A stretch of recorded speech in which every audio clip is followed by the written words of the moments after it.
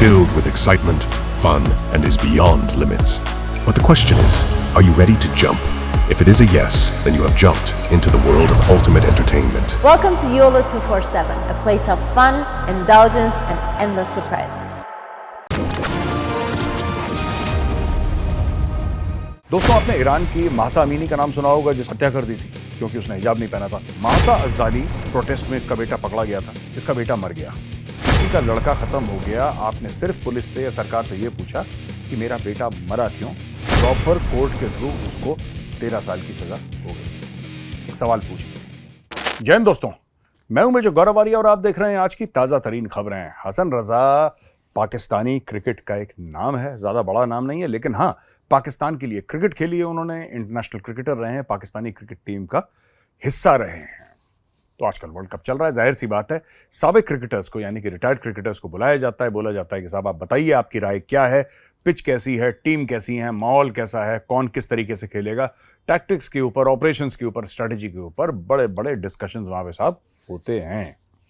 हसन रजा साहब को भी एक पाकिस्तानी टीवी चैनल ने इन्वाइट करा और पूछा कि हसन रजा साहब ये बात बताइए कि भारत की टीम का जीतने का राज क्या है। अभी तक शायद 7 एक मैच खेले हैं उन्होंने और हर मैच को बड़े कन्विंसिंगली उन्होंने जीता है। उनकी बॉलिंग, उनकी बैटिंग, उनकी फील्डिंग जबरदस्त रही है, रोहित शर्मा की कैप्टनसी जबरदस्त रही है और खासतौर से बॉलिंग जो इनकी कमजोर कड़ी हुआ करती थी, बॉलिंग जो है वो तो कमाल की है। सिराज का नाम लिया, शमी का नाम लिया, बुमराह का नाम लिया और ये लेना था कि रजा साहब भड़क गए। वो कहते हैं मैं आपको बताता हूं कि भारत की बॉलिंग क्यों अच्छी है। एक्चुअली आईसीसी जो है वो भारत को स्पेशल बॉल देती है बॉलिंग करने के लिए। आपने कभी देखा है भारत की बॉल किस तरीके से सीम करती है, किस तरीके से स्विंग करती है? कभी आपने नोट करा है? वो इसलिए कि अंपायर चुपके से उनको एक अलग किस्म की बॉल दे देता है। आईसीसी ने अलग किस्म की बॉल बनाई है भारत के लिए, वो भारत को देता है और उस बॉल से भारत जीत रहा है। कहने का यह मतलब था उनका कि अगर वो बॉल ले लीजिए भारत अपने आप हार जाएगा। दोस्तों, आपको हो सकता है हंसी आए, हो सकता है गुस्सा आए, हो सकता है आप इस बात को इग्नोर करें, पर यह बात इतनी इंपॉर्टेंट नहीं है जो हसन रजा ने बोली है। ये बात इंपॉर्टेंट बिल्कुल भी नहीं है। इंपॉर्टेंट क्या है? एक ऐसा शख्स जो कि पाकिस्तान की क्रिकेट टीम का हिस्सा रहा हो, एक ऐसा शख्स जो कि दुनिया घूमा हो, एक ऐसा शख्स जो कि पढ़ा लिखा हो, एक ऐसा शख्स जिसने पाकिस्तान की जर्सी पहनी है, पाकिस्तान की टी शर्ट पहनी है और हम ये मान सकते हैं कि अपर स्ट्रेटा ऑफ पाकिस्तानी सोसाइटी का वो हिस्सा रहा है। जाहिर सी बात है, इंटरनेशनल क्रिकेटर है, पाकिस्तान छोटा सा देश है, तो उसके अपर स्ट्रेटा का ये बंदा है, ये खिलाड़ी है, ये प्लेयर है, ये इंसान है।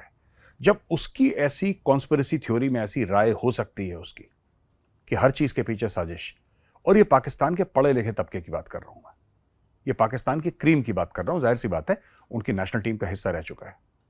जब उनकी ऐसी राय हो सकती है तो सोचिए जो पाकिस्तानी सड़क पे चलता है, जो आम पाकिस्तानी है, जो लोअर मिडिल क्लास का है, जो सड़क पे चलता है, जो रेडी लगाता है, वो कितना जाहिल होगा। कभी सोचिएगा उसमें दिमाग की कितनी कमी होगी, उसमें अकल की कितनी कमी होगी, उसमें टैलेंट की मैं बात ही नहीं कर रहा, बेसिक थिंकिंग की कितनी कमी होगी। और यही पाकिस्तानियों को ये चाट मसाला बड़ा पसंद आता है कि हमारे खिलाफ साजिश हुई है। हम तो पैदा ही हुए थे वर्ल्ड कप जीतने के लिए और हम क्यों ना जीतते, हम वर्ल्ड कप जरूर जीतते, लेकिन सब लोगों ने साजिश कर ली और इसी साजिश के चलते ये माफ हो जाएंगे, लोग ये माफ हो जाएंगे। अब देखिएगा जैसे जैसे पाकिस्तान के बाहर आने का समय आ रहा है, वैसे ही आप ये देखेंगे पाकिस्तान के साबिक क्रिकेटर्स, बड़े बड़े लोग, कॉन्स्पिरेसी थ्योरीज, अभी भी कॉन्स्पिरेसी थ्योरीज है वहां पे। सबसे बड़ी थ्योरी यह है कि भारत में है तो भारत ने पिच अपने हिसाब से बना ली। भारत हर एक मैच का कैलकुलेशन है भारत के पास और उसके हिसाब से अगर भारत चाहता है इंग्लैंड जीते और इंग्लैंड खेल रहा है किसी एक्स के साथ, कोई भी हो, XYZ, उसके साथ खेल रहा है, तो भारत अगर चाहता है इंग्लैंड जीते तो भारत ऐसी पिच बनाता है जिससे इंग्लैंड को फायदा हो। यानी कि हर एक मैच जो है यहां पे अकॉर्डिंग टू पाकिस्तानीज भारत ने फिट कर रखा है। और ये पढ़े लिखे पाकिस्तानी है दोस्तों, ये वो पाकिस्तानी नहीं है जिसको आप सोचें कि साहब ये बिल्कुल ही मतलब जिनको कोई नॉलेज नहीं है। ये वो पाकिस्तानी जो पाकिस्तान का क्रीम है, वो लोग आके टेलीविजन पे ऐसी बातें करते हैं। अच्छा, एक तो ये चीज है। दूसरी चीज है कि पाकिस्तान के साबिक क्रिकेटर शोएब अख्तर, उन्होंने बड़ी बढ़िया बात करी। उन्होंने बोला कि देखिए भारत की ना बॉलिंग को सेलिब्रेट करना चाहिए और ये बोला कि भारत ने जो पिछले 15-20 साल में इन्वेस्ट करा है वो आज वो पेड़ फल दे रहा है, यानी कि आईपीएल हो गया या और भी कई चीज़ें हो गई, इंफ्रास्ट्रक्चर में इन्वेस्ट करा है, उससे भारत को बड़ा फायदा। देखिए बात सिर्फ इंफ्रास्ट्रक्चर की नहीं है, बात सिर्फ इसकी नहीं है कि भारत जो है इंडिया वो इंस्टीट्यूशंस में बिलीव करता है। आपका सीके नायडू है, आपकी दिलीप ट्रॉफी है, आपका you have Ranji, you have services का है आपका, और कितने ऐसे क्रिकेट के कॉम्पिटिशन हैं अंडर 19 है जिसमें छटते बंदा ऊपर आता है। एक रास्ता है। पाकिस्तान के तो मैं देखता हूं कई सारे लोग हैं जिसको इमरान खान कैप्टन थे, तो इमरान खान मैंने सुना, उन्हीं से किस्सा सुना मैंने, इमरान खान से ही, उनका टीवी पे चल रहा था, तो इमरान खान साहब ये कहते हैं कि साहब मैं बिस्तरे पे लेटा हुआ था, अस्पताल में था, कुछ था, तबीयत खराब थी उनकी, उन्होंने बोला ये लड़का कौन है, कह रहा साहब ये लड़का ये है, I think it was Waqar Younis if I am not mistaken, इस लड़के को बुलाओ मुझे इससे मिलना है। अच्छा ठीक है तुम पाकिस्तान खेलोगे, दैट्स इट।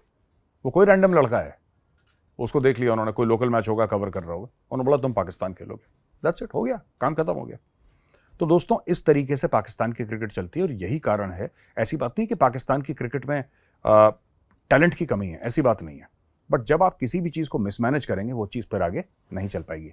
अच्छा, नरगिस मोहम्मदी, अब मैं आपको ले चलता हूँ ईरान। नरगिस मोहम्मदी बहुत बड़ा नाम है, और नरगिस मोहम्मदी को 2023 में नोबेल पीस प्राइज से नवाजा गया, उनको पुरस्कृत करा गया, उनका नाम है नरगिस मोहम्मदी। तो नरगिस मोहम्मदी को जेल में डाल दिया, क्योंकि हिजाब वाला जो मामला हुआ था वहाँ पे ये भी आगे थी, और ये बोल रही थी कि हिजाब नहीं पहनना है, हिजाब नहीं पहनना है, हिजाब के खिलाफ इन्होंने काफ़ी प्रोटेस्ट करा, तो इनको पकड़ के जेल में डाल दिया। अब पता लग रहा है कि इनकी सिचुएशन थोड़ी सी सीरियस है, हेल्थ थोड़ी सी क्रिटिकल है, और ये भी पता लग रहा है कि साहब इनको फेफड़ों में दिक्कत है और हार्ट की प्रॉब्लम है, तो लंग्स की और हार्ट की प्रॉब्लम इनको बताई है नरगिस मोहम्मदी को। तो नरगिस मोहम्मदी को वहाँ के पुलिस ने, यानी कि ईरान की पुलिस ने, यह बोला है कि हम आपको अस्पताल ले जाएंगे, और अस्पताल ले जाके हम आपका इलाज करवाएंगे, लेकिन एक शर्त है।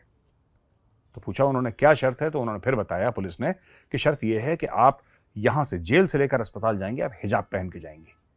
नरगिस मोहम्मदी ने मना कर दिया, उन्होंने बोला कि ठीक है मैं मरती हूं, कोई बात नहीं, मुझे अपनी मौत का कोई गम नहीं है, मैं मरती हूं कोई दिक्कत नहीं है, लेकिन मैं हिजाब तो बिल्कुल नहीं पहनूंगी। उन्होंने साफ ईरान को मना कर दिया।